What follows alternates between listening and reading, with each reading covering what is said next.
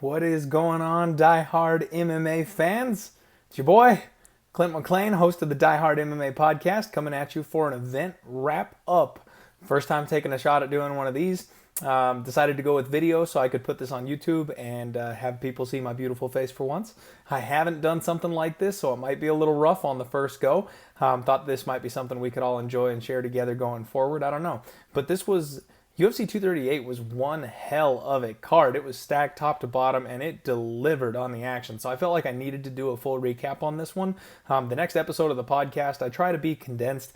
I try to keep my review of the previous event real short and sweet so we can kind of get into the meat and potatoes of the card that's coming up and the bets I like. So I figured we could do a full recap beforehand, and then we don't have to worry so much about it. I can do a short recap, but there would just be too much to go over if I was trying to cram all of this before a regular podcast. So let's dive on in. First and foremost, we kicked the night off with a shit loser. Man, JoJo Calderwood fought Kaitlyn Chookagian, and I mentioned this on Twitter.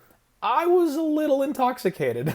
I was at an annual poker tournament that my father-in-law throws, so the fireball was flowing, and I was several shots deep by this point, so I did not have my wits about me when the fight started, but I thought Joanne won 2 rounds. Now, Kaitlyn Chookagian is, she's known for weaseling out these kind of real close decisions, and she does some stuff that the judges seem to like. She makes the noises when she throws her shots. She throws a lot of airstrikes. She doesn't actually land, but the judges see that as her being the aggressor and her doing the throwing. I really thought that JoJo won rounds 1 and 2, but again, I was drunk. I had a couple people online tell me they agreed with me. I had a couple people online tell me they disagreed with me. I don't know. Either way, it was a close fight. We got JoJo at a pick'em price. I mean, maybe just from a value standpoint, we should have steered clear of that one. But hindsight is 2020. You always think you know what's going to happen. Looking back on it, it's like, so obvious. Why didn't I see that coming? Well, you didn't see it coming because it hadn't happened yet. So JoJo, I liked the play. I can't say I regret the play. I would have played her again if they fought and the line was even money at the same time. So, whatever. That one just didn't go our way, unfortunately. Variance is a bitch, and we have understood that very, very clearly lately. We've been on the wrong end of some really bad variance the last couple cards in a row. So, is what it is. Eddie Wineland pulls through against Gregory Popov, and that's one that, if you listen to the podcast, I actually said that I thought Eddie Wineland was going to be the pick. He was only about minus 125, minus 135, and I feel like maybe I should have taken a shot there just because Popov is so unknown. We don't know that he's a well-rounded mixed martial artist, and he's stepping here against a UFC caliber lifelong contender type of guy. I mean, that I really should have taken the shot on Wineland, I guess, but there were just too many questions with him getting older and Popov being legit in Muay Thai.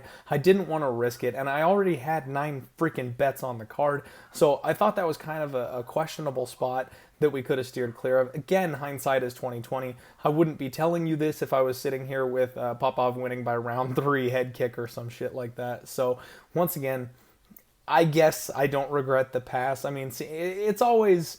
you bettors out there, when you get this close to pulling the trigger on something and then you don't, it sucks to see that it came through the next day because you feel like you're missing money there. But I still don't know that it would have been a good bet, even if we had made it. Just because it wins does not mean that it's a good bet. And that's something that casual people don't necessarily understand. Just because you made a bet that won does not mean it was a good bet. At the end of the day, yes, you won the money, but it doesn't mean that it was a good bet. And if you make that bet 10 times, you're probably going to actually end up losing. So, moving on. Third fight of the night, Devon Lewis versus Darren Stewart.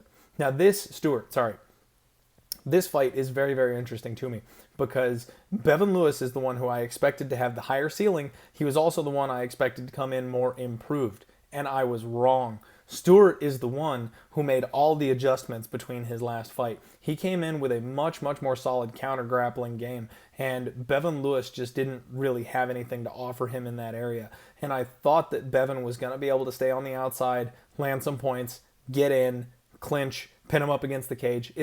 He had the right game plan. He was trying to do the right things. So as far as the reads go, I was spot on in this fight. Stewart just had more to him than I expected. He made really solid, out of cage improvements. And that's kind of what I was saying on the show, is that you never know with these kinds of fighters.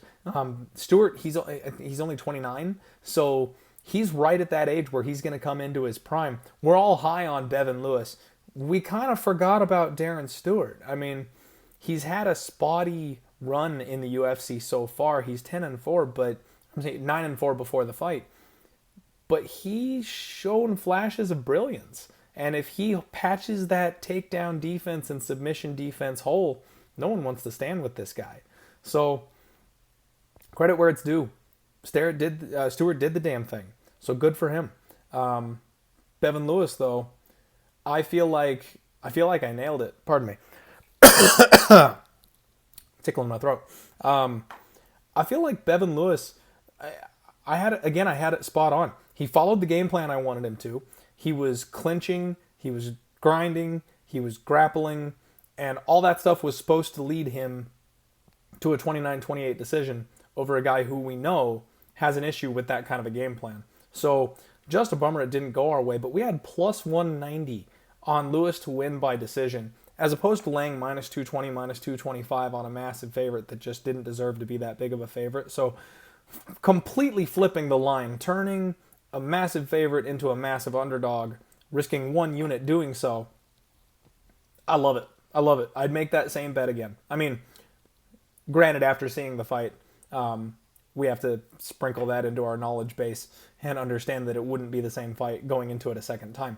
But pre-fight, if we go back, rewind the clock, go back in time, I'd still make the same bet. I think that Lewis by decision plus 190 was scary good value. Now, one thing that I do want to say I made a mistake on, we did have the over at minus 175 in the parlay. The degenerate parlay, you people that don't follow me on Twitter, better get your asses on Twitter. I tweeted out a 7.78 to 1 5-teamer parlay, and it cashed. That baby cashed. So those of you diehards that roll with me on Twitter, we made some money on the degenerate parlay this week. Lewis over 1.5, Lewis Stewart over 1.5 was one of those parlay pieces. And really, I should have just considered taking this fight goes the distance. Kind of like how I did with the Cerrone Ferguson fight. I thought Devon Lewis was going to win this thing by decision. So obviously in my brain, I think it's going to decision. Well, Stewart is a decent-sized underdog, and I didn't feel confident enough to pull the trigger on him as a straight play.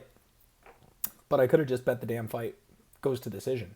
And that would have been a good play. I think that was at plus 130, plus 140. Hindsight, that's something I want to log away up here. Because if we had got plus 130, plus 140, plus 190 is a little bit extra value, especially when you're getting the favorite of the two fighters. But it's not a ton. It's not a ton of extra value. We can then not worry about who wins the fight as long as it just makes it to the judges if we play it the other way. So something to consider, because like I said, I did that with the Ferguson-Cerrone fight later on in the card, and it worked like a charm. So missed opportunities there, but again, don't regret the bet at all. I think it was a great bet for this exact situation. We had Angela Hill versus Yan Zonan. I can't pronounce that. I'm sorry. He looked okay. I mean, that was a battle. So if you got Yan at a lower price, good on you, because she should be the favorite. But man, that minus 190, that was too steep. We get a free unit there though, because we did lay the wood and Yan did come through, so we got one back, and that felt pretty good at this point in the night. Starting down with 2 losses, that felt pretty fantastic. But in my opinion, Yan won all three rounds. Maybe you can give one of those to Hill, but she looked better than I expected her to. Even with Yan looking as good as she did and dominating the fight, Hill looked better in the fight than I expected her to, and I was a little worried about a split decision. The questionable judging, you never know when that's going to rear its ugly head and just murder you. So then we got to the prelims, and here's where stuff started getting crazy. Calvin Kattar just runs through Ricardo Lamas, and holy cow. I know we talked on the podcast briefly about maybe taking him inside the distance. The line, I think, was just perfect value for us. Minus 152 over an aging veteran that's got some chin issues. It was too sweet to just take him at that price. It was too perfect. We could have taken him inside the distance, but again, we weren't getting a massive inside the distance line, so it was safer to play it that way. And oh boy, that was great. I worry a little bit about Ricardo Lamas going forward because he is so well rounded. He's still got some gas left in the tank. If they give him kind of some aging veterans, some up and comers who are not vicious power punchers like Kattar is, some people who are a little less dangerous, I think he can have a couple more fun fights. We can be fans of him in the UFC for a little while longer. It's not like he needs to get out of town just yet, but that was a bad loss, especially at his age.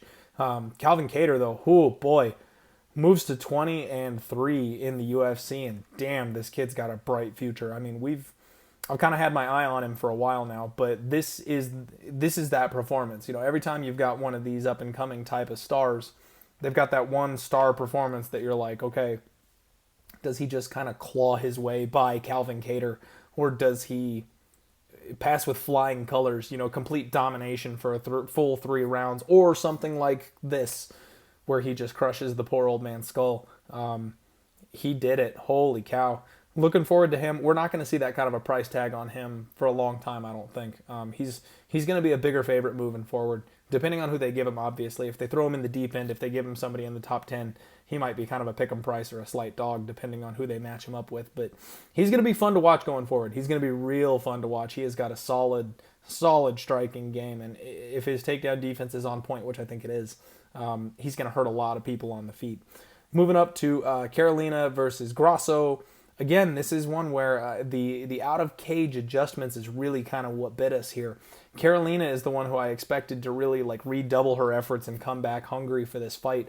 I found an interview online with her leading up to UFC 238 where she talked about wanting to be in the cage way more often, be way more active, and that's why I bet on her, because she opened as a -150 favorite. She got bet all the way down right before the fight. I think she kicked off at about +110, so she was a slight dog by the time fight time came around.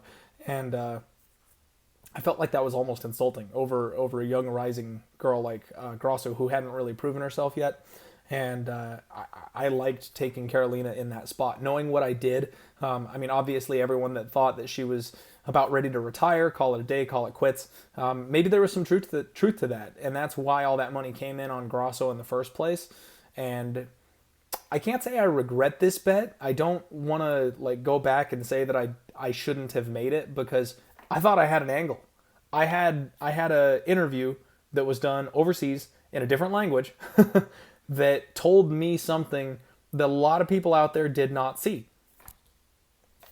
I mean, what are you supposed to do with that information, right? So we took a shot on the more seasoned fighter at even money over a up-and-comer. So we faded the step up in competition, which is something you all know I love doing and has worked very well for us in the past.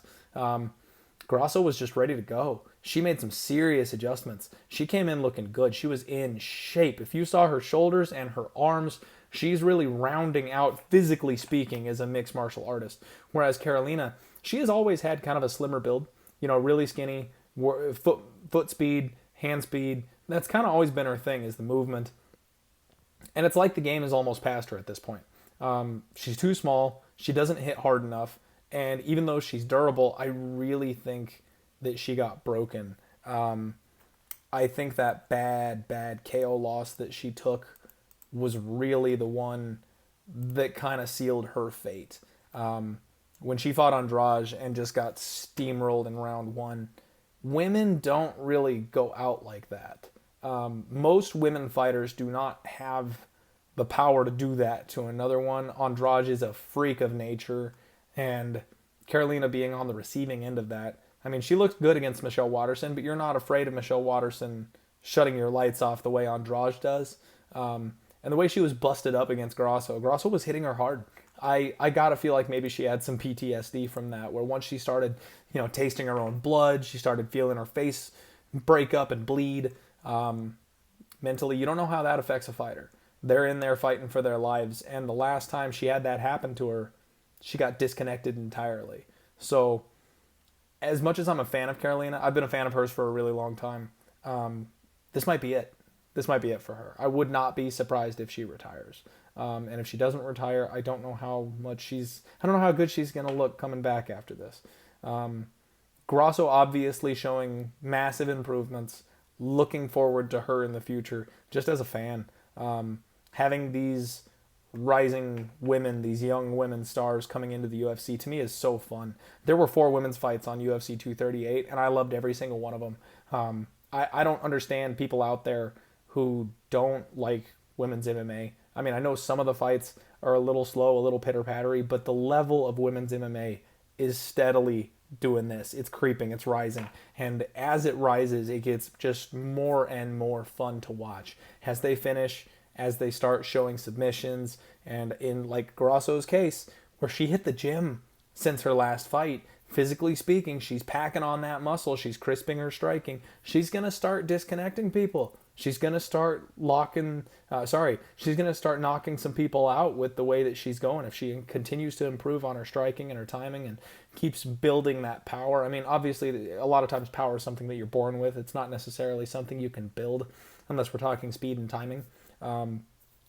She might be a force. She might be something to look forward to going forward. I'm excited. I'm really excited. Next up, we move on to Aljamain Sterling and Pedro Munoz, and woo! Bullet dodged. I was eyeballing Munoz. I was looking hard at Munoz. I really liked Munoz in this spot. I have, for whatever reason, never been a fan of Aljo Sterling. I think that I got burned by him one time, way back when. I mean, he was being carted around as the next big thing. Aljo was supposed to be just the biggest, shiniest new thing. And then right when he dropped those 2 split decisions to Brian Caraway and Rafael Assunção, I want to say I was on him for one or even both of those fights. And the fact that he lost both of them back to back, I was like, all right, I'm done. I was like, you suck. You're not as good as people say you are. And that just short-sighted, not the kind of thing that you're supposed to do. But I think buried back here somewhere, I've got it that Aljo is not all he's cracked up to be. And let me tell you, he is. Especially his last 3 fights against Cody Stamann, Rivera, and then Munoz. He really is cranking it up. So if he wasn't all he was cracked up to be, now he is getting all he is cracked up to be. He came in phenomenal shape for this fight. And even though I don't necessarily agree with unanimous decision, I feel like Munoz should have at least gotten 1 round in there. He definitely impressed. And I will be looking forward to him going forward. It would be real fun to see Aljo versus Cejudo. Now that Cejudo's the champion, I would be all about watching Aljamain Sterling versus my boy Cejudo. Because just the size difference, this is such a weird fight, right? Sterling is going to have all the height and reach and advantages and stuff like that, and he's primarily a wrestler. So when you get someone who's primarily a grappler who's getting tossed in there with an Olympian, I mean, his striking is improving, but he's got kind of a point striking style. He doesn't have Mariah's one-shot knockout power or anything like that. And he's a threat for submissions, for sure. But is he going to ever be able to take a guy like Cejudo down? I don't know. Is that where the size difference is too big? That even though Cejudo's a better wrestler, Funkmaster can just shoot in here and throw him around because he's so much bigger? Maybe. I don't know. That would be a fun fight. That would be a really fun fight. Obviously, I'd lean Cejudo just because of everything that he's done. But I would definitely be willing to watch that fight. That'd be good. We got to let Cejudo heal up a little bit, though. That he took a bit of an ass kicking. But Munoz, big fan of his still. I thought that he would be able to pour it on, and Funkmaster would kind of wilt a little bit towards the end. When I gave my predictions, I predicted a round 3 TKO by Munoz, and that didn't happen, obviously. But he did start laying it on him. He did come in hard, and he landed some decent shots. Just wasn't enough. So, good pass. I thought we had a live dog there, especially when the line was around plus 130-ish. That's where I really felt like Munoz was kind of lined appropriately, that there was a little value on him as a dog. But as soon as it got to even money, when he was plus 110, even money, minus 105, stuff like that, got to take a pass on Munoz at that point. Because Aljo, I mean, that's where the line is a bit more accurate. There's no value on us there, and then we're just kind of picking a fighter. But I mean, that's kind of what we did with JoJo. So anyway, we dodged a bullet. I wanted to bet Munoz, and we didn't. So good on us. So moving on.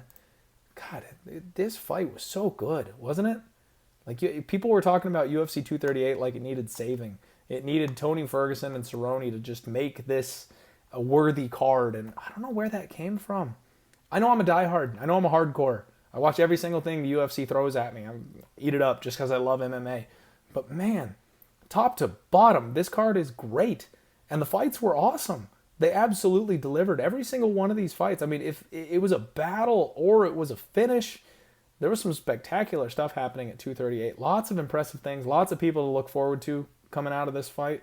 So, man, if you were complaining, shut up. This is a great card. So looking back on our bets here, that put us at, it looks like 3-2. Right about now, we're sitting at 3-2.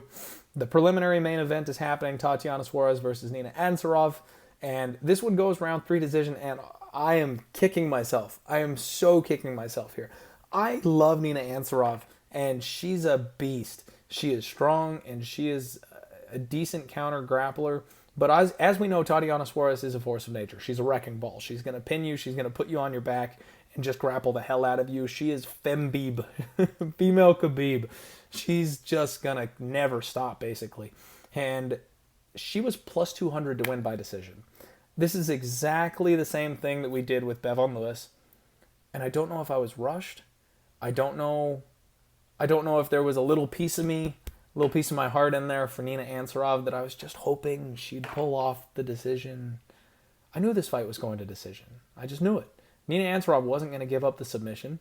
And she's too tough to get ground and pounded out by somebody like Suarez. Because Suarez, as much as she's improving, she doesn't have that yet. So if she was going to lose, it was going to be a grapple fest, right? It was going to be close. I knew it was going to the cards. I don't know why. I don't know why I didn't take Suarez by decision. It was so easy. It was right there. It was right there. Just like Devon Lewis. And if we had done one and one and go, hey, one of these is going to hit, right? We come out plus one unit up there, getting another massive favorite. Minus 900, minus 1,000 favorite at plus 200 to win by the more than likely outcome against a fighter as tough as Ansaroff. All we needed to do was have a little faith in Ansaroff, just lean on her having the strength to get to the cards. And man, if there's one bet I really regret this card, that's the one. That's the one. Because that was an easy 2 units. Really easy 2 units. We should have been on that. Suarez, as always, looking like a beast. Ansaroff might hang it up at this point, unfortunately. She's been well documented on record that if she can't get the belt, that she wants to hang it up and have a family. I can't blame her for that. She's 10-6 at this point, and she did lose this fight against the girl who everyone pegs as the next title challenger. So she's probably not getting a crack at that belt. And if she's not getting a crack at that belt anytime soon, she's probably going to hang it up, which is unfortunate because she's another one who she's made some improvements in the last couple of years, and she's been really fun to watch. So I'm going to miss her in the women's division. That is another pick that we had over 1.5, though, in our degenerate parlay for the night. Minus 205 odds for the parlay, and locked it up nice and easy on that one. Moving on to the main card, and whoof, worth every penny. Worth every penny. First fight of the night was maybe... Now, I say that Tatianna Suarez was the bet that I regret the most. Tai Tuivasa was probably the bet that I was the most disappointed in. Again, I felt like I read this one correctly, and if I rewound time, I think I would make the same bet. I think. I don't know. Maybe. Tai Tuivasa drops to 8-2-0. He's still a future star. I mean, even if he's just a gatekeeper, even if he's just a mid-tier heavyweight, he could be the Cerrone of heavyweight. You know what I mean? He's the guy that goes out there who talks shit just because it's fun, not because he has bad intentions, but just because he has a good time with it. And then does a shoey, win, lose, or draw. Those of you who don't watch, or they didn't show it this time because he didn't win probably, but he literally cracks a beer, picks an audience member, has them take a shoe off, dumps the beer in, and then chugs out of the shoe. Disgusting. I don't know how he does it. It's entertaining. It's funny. But damn, I don't know how you do that. You don't know where those feet have been. And man, beer tastes bad enough already. I'm sorry, I don't drink beer. I do the hard stuff. I do Fireball. But I don't know how you drink beer and then combine it with 6-hour-old Stankfoot that's been standing on the rail for a UFC card. Holy shit. I love Tai Tuivasa. I still love Tai Tuivasa. And he's still young. He's still very young. He can make some serious improvements. His striking game has got a lot of ways that it can improve. And I did not agree with his game plan coming into this fight. He grappled way too much, especially with the loss against JDS. He got put on his back. JDS mounted him, and he had no idea how to get out of that. He didn't even try. He was laying on his back, throwing punches like his older brother had him pinned down or something. That's not how you get out of there. I'm only a blue belt in Brazilian Jiu-Jitsu, and that's not how you get out of there. I'm not getting in a cage anytime soon, and I know that's not how you get out of there. Come on, Ty. I'm a fan, dude, but do some Jiu-Jitsu. Jiu-Jitsu. Blagoy Ivanov gets another win, somehow, moves his record to 18-2-0, and I'm still not impressed with this guy. I can't wait. I will fade him. It's gonna work. I've faded him twice now.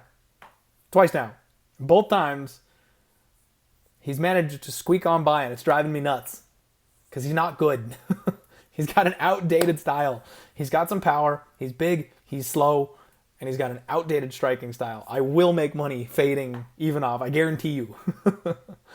But he wins. He moves on. Hopefully he takes a step up in competition, which means we can get a better fighter going against him next time. And the line will be good enough for me to bet on him and make some money back. Because that was incredibly disappointing. But the good news.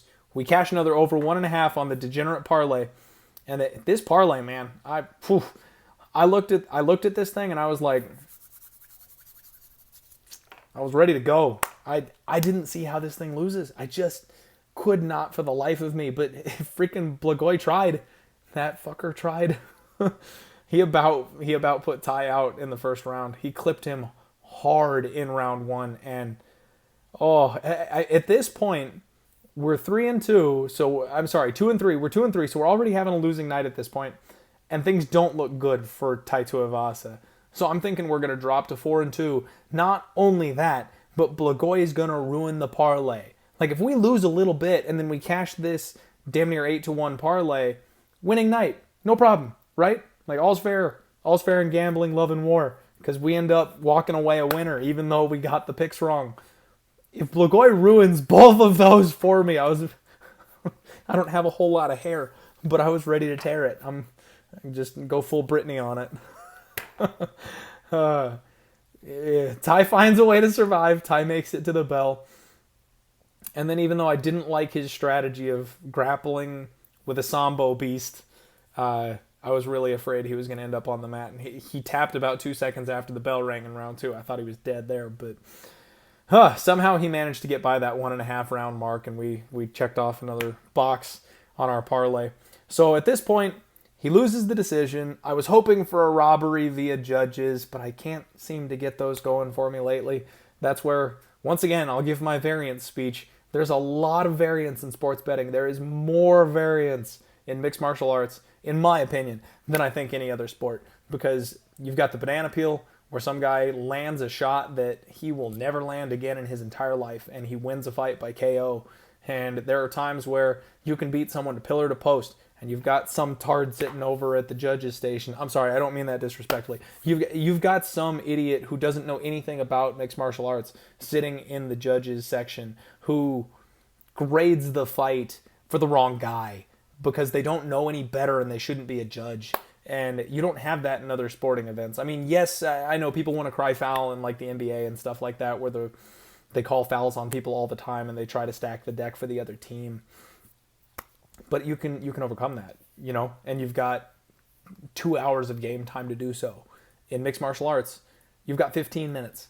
15 minutes to fight against a stacked deck sometimes, and it just doesn't happen. So you've got to worry about the judges. You've got to worry about that one-shot KO or that fluke submission every single fight. Lots of variance in MMA.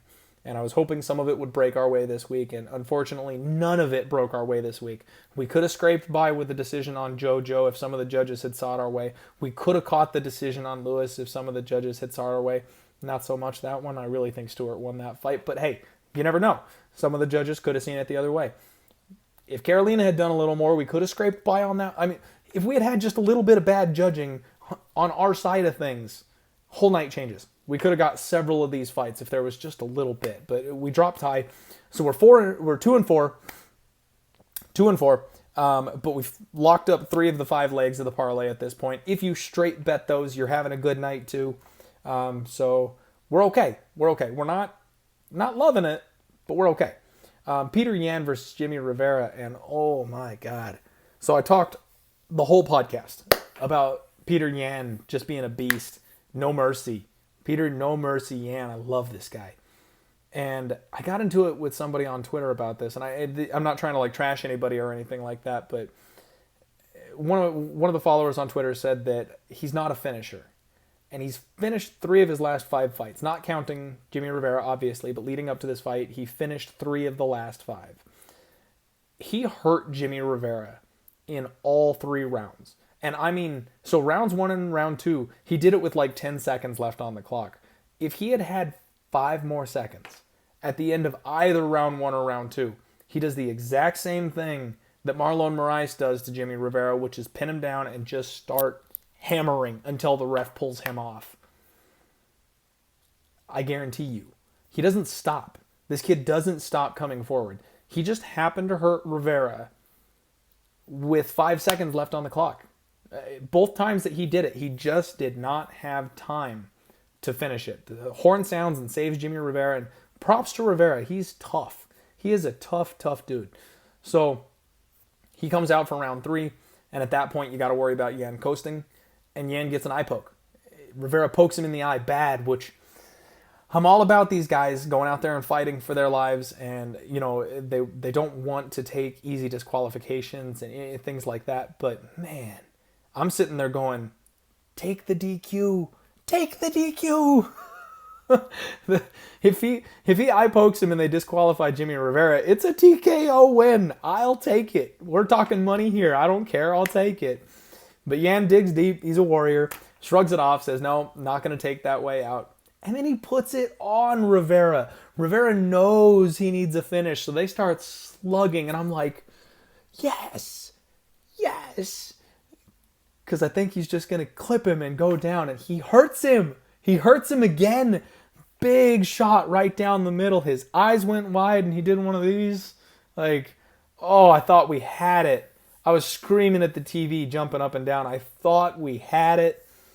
Jimmy manages to dig deep and does a little grappling, and they stay on the cage for too long. Both of them get their wits back about them.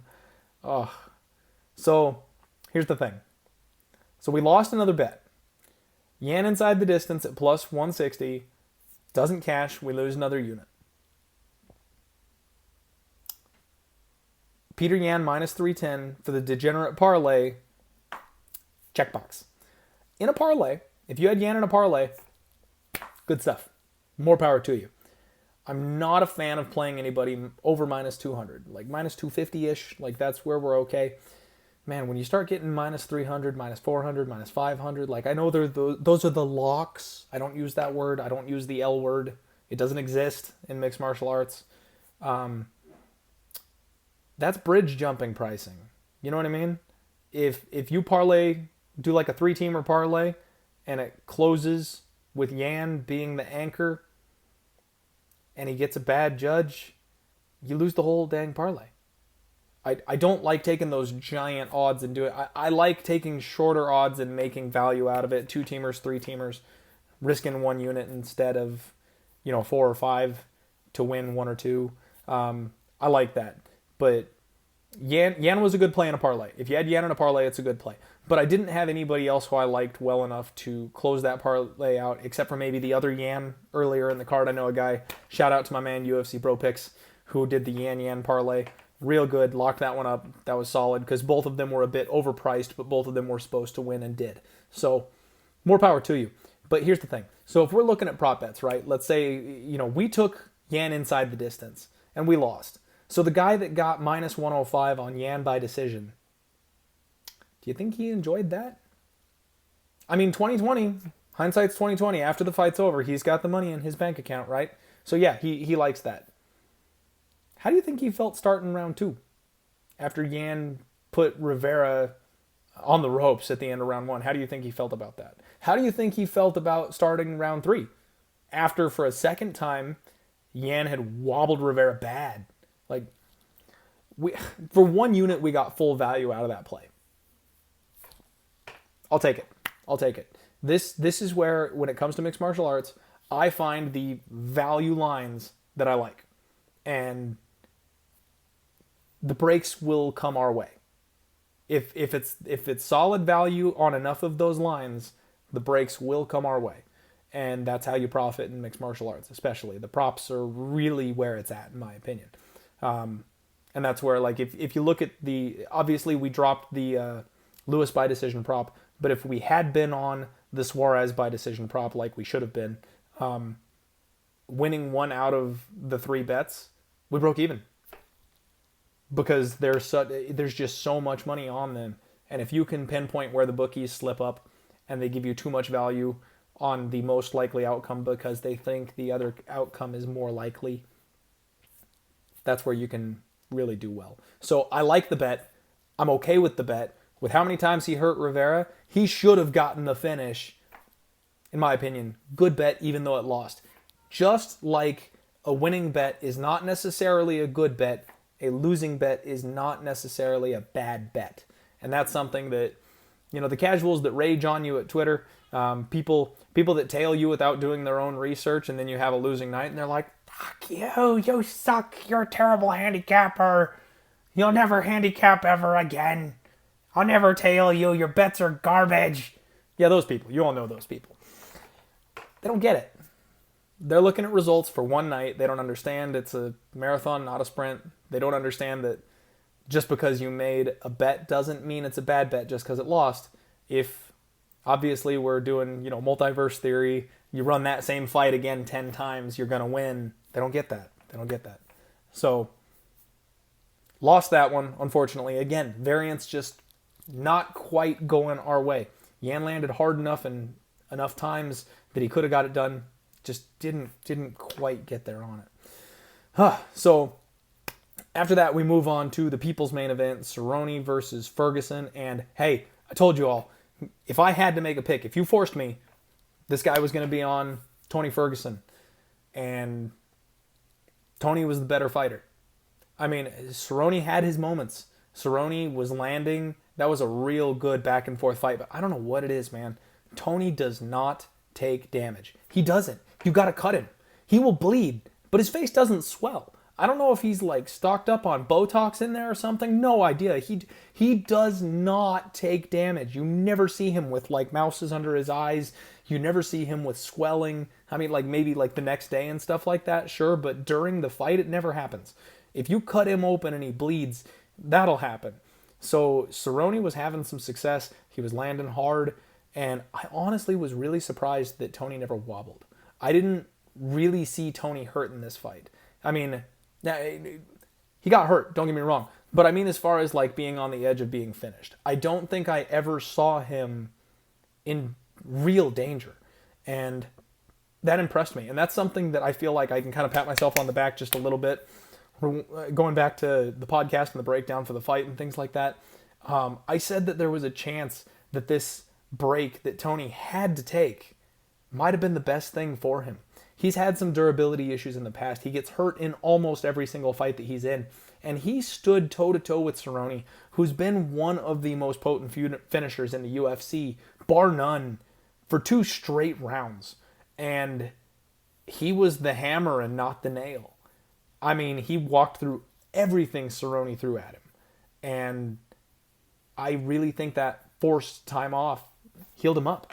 I mean, if his body healed up in a way that it hasn't for years because of the insane win streak that he's been on and the insane level of competition that he's been fighting at, I've always said that he's the rightful champ. I have always said that he's the rightful champ. Obviously, Khabib has the real belt, but Tony legitimately won the interim belt, and he should have had a crack at the real belt. And it's unfortunate that he didn't, but in my mind, Tony is the legitimate lightweight champion right now. And I want him to unify that belt. I want to see him fight Poirier. I want to see him fight Khabib. That fight has got to happen. But, man, I could not be more impressed. And it's a real sad way for the dad Cerrone story to end. It's unfortunate. I'm a huge fan of Cerrone. but I'm happy to get out of this fight with some skin on my back because I have been fading Cerrone, knowing this kind of stuff could happen to him when he gets to the top of the division, and it just hasn't panned out for me. So it's nice to finally get one. Now, I didn't make an actual bet on Tony, which, by the way, did you see the landslide of that line movement? Whew, you could have got him in the week at like minus 110, minus 115. I think he closed around minus 200. He was like minus 185 or minus 190 by the time the fight happened. Holy shit. That's just, I didn't expect it to go quite that far, you know? I didn't expect it to be quite that wide, but damn, I mean, it was good. It was good. So, could have doubled up there. Could have got Tony. Could have got Tony inside the distance. Could have got Tony in the fight doesn't go to decision. Either way, you wanted to chop it up. I think the over-under was 2.5, so I probably would have gone the under for sure. But that would have cashed because they stopped the fight in between rounds. Doctor stoppage at round 2 counts as a TKO. We cash. Ferguson Cerrone does not go to decision at minus 115. I don't know what they were doing with that line. I mean, props to these two guys. They both had more gas in the tank. Neither of them were going down. I really thought that one of them was going to buckle at some point in round 2, and neither of them were giving an inch. Neither of them were willing to quit. They were both ready to go out on their shields, and it just wasn't happening. They were both landing massively. They were both landing huge shots, and neither of them were giving an inch. A great fight. Absolutely. Would have been fun to watch one more round of that, but damn. For my bet's sake and my breakdown of the fight's sake, I'm glad it got stopped between rounds 2 and 3 because maybe they keep that up for another round. You never know. You never know. But I'll take it. I'll take the bet. I'll take the winner. Co-main event. Valentina the Bullet Shevchenko faces Jessica Ai. Wow. Just wow. What else are you going to say? Wow. Valentina earned every inch of that minus 1,400 favorite. Every penny of it. I knew it was a mismatch. I knew Valentina was the favorite, and maybe this gives my other bet a run for its money as far as being the bet I regret the most, because I did an article. I write articles for SBR, those of you who don't know, and I give my opinions and picks early in the week on the articles, and I don't always go to those in my podcasts just because I have assignments. So like I had to break down the main event, the co-main event, the third fight on the card. I had to give a pick for each and every one of them on my articles just because that's the point. You're supposed to find a spot for people to bet on each and every fight. So I feel like that forces me to make a pick, and I took Valentina Shevchenko inside the distance at minus 105 on my article. You're turning a minus 1,400 favorite into about even money. Just saying I doesn't get to the judges' scorecards. And the problem with that is that I is tough as nails. I is a tough, tough woman. This might be the first time she's ever been finished. And that's where this is just, for me, I knew the type of finishing power that Shevchenko has.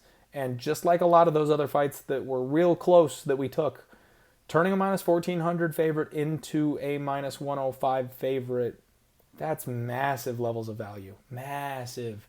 Rather than throwing her in a parlay, in my opinion, I would rather take the 1 unit stab on her to get it done before the judges get there, especially with the skill set that she has got, especially because Jessica Ai came in with a grappling heavy game plan, and we knew that. She announced that. Everyone knew she was working with Gray Maynard on her wrestling, and she wanted to hold Shevchenko down for 5 rounds. Shevchenko's got a beastly submission game that's ever improving. So there was a lot of chance for submissions. And the kind of fighter she is on the feet, you know she's miles ahead of a girl like I. So the TKO was there too. TKO didn't happen. Death touch, broken neck and face, brutal head kick KO is what happened. This KO, so the only other one-shot KO that's ever happened in the UFC in the women's division via head kick like this, the only one to ever happen before this, was when Holly Holm wrecked Ronda Rousey. And I know you all remember that one. This one was worse. This one was worse than that. Ronda didn't wear the damage well, but Shevchenko kind of caught her on the end of a kick. You know, her head kind of went up and did this thing, and she kind of fell back. It was impressive. It was impressive, but it was one where Ronda kind of came back around afterward, and Home got to celebrate. It was exciting. It was a hell of a moment. I remember that. That was a good night. I was at a bar, I think, with my wife and my sister and her fiance at the time. And that was a real fun fight to be at a bar for, because everyone went nuts. Everyone went nuts. But this one, I turned the corner. Shevchenko was waiting around that corner with a baseball bat that was her leg, and just boom, right there. Just completely disconnected her from reality. I mean, she fell back like a sack of potatoes, and she stayed there. That was scary. She stayed there for a long time. I hope Aya's okay. I mean, I know she got up and I know she got out of there, so she's not like dead. But I'm a fan of Jessica Ayes. She's a good fighter. I like watching her. But that was a brutal KO. I mean, something you just don't see in women's MMA. Never. That was an Andrade-style KO. Props to the Bullet, man. Valentina, lady. I don't know what they're going to do with her. She's going to be the John Jones of that division. They're going to just line up the people, and they're going to have to give these ladies a little extra, fight Valentina bonus on that paycheck, because you're getting hurt when you get in there. I don't know how many of them actually want to fight Valentina, especially after that. So should have been on the minus 105 inside the distance. Gave it on the article. Should have gone official. I talked about it on the podcast. Should have made that an official podcast bet. But again, I felt like I was making too many bets. And that's usually never a problem for me. But I damn near bet every single fight on this card. And that's not something you're supposed to do. I felt like I had a spot. I felt like I had an angle on literally every fight on this card. So I did. I mean, if I had taken every single bet that I wanted to make, the Wineland bet cashes, Tatianna by decision cashes, Valentina inside the distance cashes. That's 4 more units that we could have added to the pile. But those were the ones that, for whatever reason, my brain told me to pump the brakes and hold up on. I wish it had said that about JoJo or Tai Tuivasa. But so we're moving into the main event. We are now 3-5. Why do I keep saying that backwards? Damn it. Every time I say it backwards. We're 3-5. So not great, but we're live, right? Because the final bet on Cejudo versus Moraes is Cejudo inside the distance at plus 320. That saves us. That squeaks us back into profit land, so we're not dead. It's going to be a close call. Everything rides on the main event. The parlay is just under 3.5. Cejudo Moraes doesn't go over 3.5 rounds, and then we hit that juicy 7.78 to 1. And the nice thing about that is, let's say Moraes does his thing and he comes out and he starches Cejudo. We still cash the parlay, right? We end up having a bad night for straight picks, but the parlay wipes all that away and gets us edged into the black, gets us edged into a profit. So not something I would be proud of as far as the podcast picks goes, but it would be one where, hey, you know what? The money got there, right? Like, if we make money at the end of the day, who cares how we got there? We won. But some of the people on the podcast don't follow me on Twitter, which you should. You should. This is why. So I would have felt bad for all my podcast listeners who don't follow me on Twitter that would have missed out on the opportunity to squeak into profit and would have had a pretty bad losing night if Cejudo didn't come through. But we don't got to worry about that, because your boy called this fight start to finish. My read on this fight. This doesn't happen a lot, but my read was perfect. Perfecto. Give me Cejudo's crown. I was the king on this fight. Sometimes when you're betting, you just know. You just know. Now, I mean, obviously we just know a lot of times and then we lose. But when you know, and then you get it, and it's perfect, you feel like such a badass. You feel so good. And I'm still riding high on that. If you couldn't tell, I'm still riding high on that feeling, because I pegged Cejudo perfectly. I predicted a round 3 TKO. exactly round 3 TKO. It would hit my under 3.5 mark, which I knew was solid gold no matter who won the fight. I don't know why they said it at 3.5 rounds, dumb bookies. You don't know what you're doing. I'm kidding. Don't hate me. Lost my train of thought. I'm goofing off too much. Completely lost my train of thought. But so, Cejudo comes out. Round 1, it's all Marlon, right? Cejudo can't get the ground game going. He can't get the wrestling game going. Wrestling, almost said it that way. Wrestling. She took our dog. She took his dog. South Park reference, sorry. Marlon is just brutalizing Cejudo's legs. And knowing that he had the knee or the leg injury, we thought it was a knee, turns out it's an ankle. Knowing he had the leg injury going into the fight, because you knew he was hiding that, right? Like, that news broke that he had a leg injury, and he came out and was like doing high knees, and he's like, look, I'm fine, I'm good. That's what you have to say. We knew he had a knee injury, which I was very scared of, by the way, considering his main point in his game is grappling. I knew that was going to be a problem. So Moraes is just going to town on his legs, and I'm like, how is Henry still standing? Like, those shots that he took, the way his leg was whipping up by his head every single time he got kicked by them. Marlon was putting everything into those leg kicks. I was like, how is Cejudo still standing? And then the most beautiful thing happened. My prediction came true. Cejudo ground out the first round, which we knew was going to be tough and dangerous. But Marlon started gassing. I called it. The key to this fight was watching Marlon fight John Dodson. If Dodson had more gas in the tank, if Dodson had more pop to his punches these days, he would have beaten Marlon Moraes. And then this whole thing never happens. Because Marlon doesn't go on that tear that he did. Oh, okay, maybe he does go on that tear that he did. But he's got that loss on his record afterward. He doesn't get those same matchups. So maybe he has to blitz through another man or two to get to the title if Dodson is able to pull it off. Because he doesn't have gas after about 1.5 rounds. He throws everything. He's so big for 135. He's so big. And he puts everything into every single shot. That's how he pulls off these massive KOs. And Henry's got a big-ass head. He's so durable. He's got this giant noggin on that tiny little body. Look at those pictures of him. Look at the pictures of him doing the flex. Like, look at me. Look at this. Like, you see that?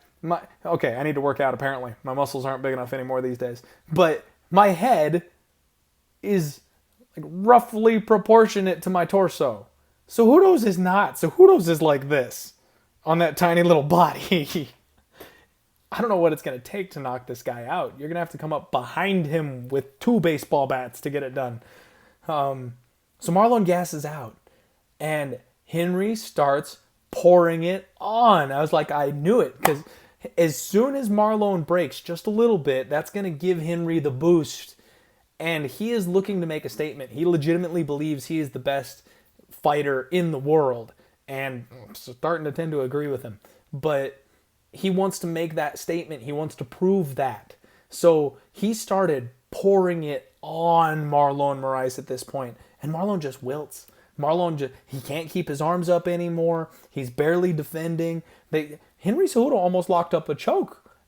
I was like, oh my God. Like, I took the inside the distance because the KO prop wasn't out yet. The KO prop was like plus 500. I would have rather had that one because I knew the KO was the one it was going to end with. And when Cejudo went for that freaking submission, I was like, no, oh my God. Like, we could have gotten saved by taking inside the distance because he would have locked up the first submission of his career. Luckily, Moraes is not luckily, but Marlon Moraes is a black belt in Brazilian Jiu-Jitsu. He defended it. He rolled out of it. It was okay. But damn, dude, Cejudo, he wanted that finish. You knew he wanted that finish. And the way he was going to those knees, just knee after knee after knee. And I was like, Moraes can't keep his arms up. He can't protect his head in the clinch. He can't do this to stop the knees. He just kept eating them over and over. But holy shit, he's got a chin on him too. Like, if Moraes had a better gas tank, oh my God, he probably wins if he's got a better gas tank because shit, Cejudo couldn't get it done. So finally he gets him on his back and just elbows. I'm screaming at the TV. I'm sitting there screaming at the TV because I know it's coming. And there's like 20 seconds left on the clock. I'm like, stop it, ref! Stop it, ref! And as predicted, sorry, I almost choked again. As predicted, round 3, TKO. Stop doubting my boy Cejudo. Stop doubting my boy Cejudo. And stop doubting your boy Clint at the Die Hard MMA podcast. All you haters out there, you're welcome to come back to the show. I'm not talking shit. Come on back and take a look. Sports betting is hard, people. Sports betting is hard. There's a reason people don't do this for a living. Well, not a lot of people do it for a living. There's a reason that most people lose money all the time when they gamble, because the house has an edge. They know what they're doing, and it's hard to make money on this shit. Not a lot goes your way. We're trying to win 55% of our bets. If we can win 55% of our bets, we profit. So we are going to have these runs where things don't look so good. We're going to have these runs where we lose more than we win. It's going to happen. But we won this one. We pulled it off. Cejudo cashes in round 3. We get Cejudo inside the distance for 3.2 units. And the parlay comes home at damn near 8-1. An 11 it's an 11 unit swing for Cejudo to win that thing in round 5. Of course, we had to sprinkle the round 3 KO prop, or not KO, but the round 3 Cejudo prop, which was 15-1, mind you. Good night. Good night. Just, I know it does, like, looking at the record, going 5-4 for a 0.6 unit win on the podcast picks, that doesn't tell the whole story. That's why I needed to do this recap video so y'all understood. Like, if you follow me on Twitter and you played the degenerate parlay and you followed the picks that I gave you, you had a 10 unit night.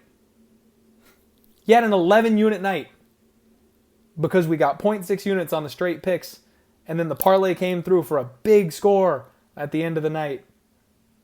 Your boy was on Henry Cejudo for Sergio Pettis, Demetrius Johnson, KO against TJ Dillashaw, KO against Marlon Moraes. Cejudo is my most profitable fighter. He's the fighter who I have made the single most money on betting, and I've got it locked in as far as what this kid is capable of, and please continue doubting him. I need the bookies to continue doubting him. I need the public to continue doubting him. I need them to continue thinking he's a clown because he shows up with a crown and a freaking Game of Thrones type cape on him and kicks rabbits out into the crowd, and they think he's not a good fighter because he's got these antics. Keep doing that. Keep doing that. I'm going to keep having a good day. I'll be on Cejudo no matter who he fights the next time.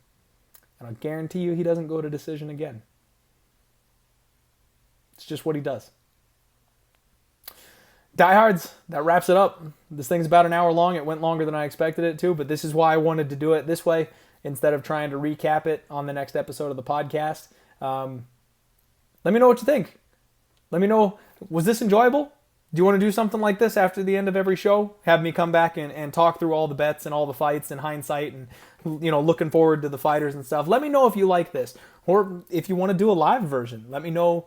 Do you want me to go on YouTube and stream it and have you guys jump on and comment with me and stuff like that? I'm really considering moving the podcast over to Patreon and having something like that be the backer's reward.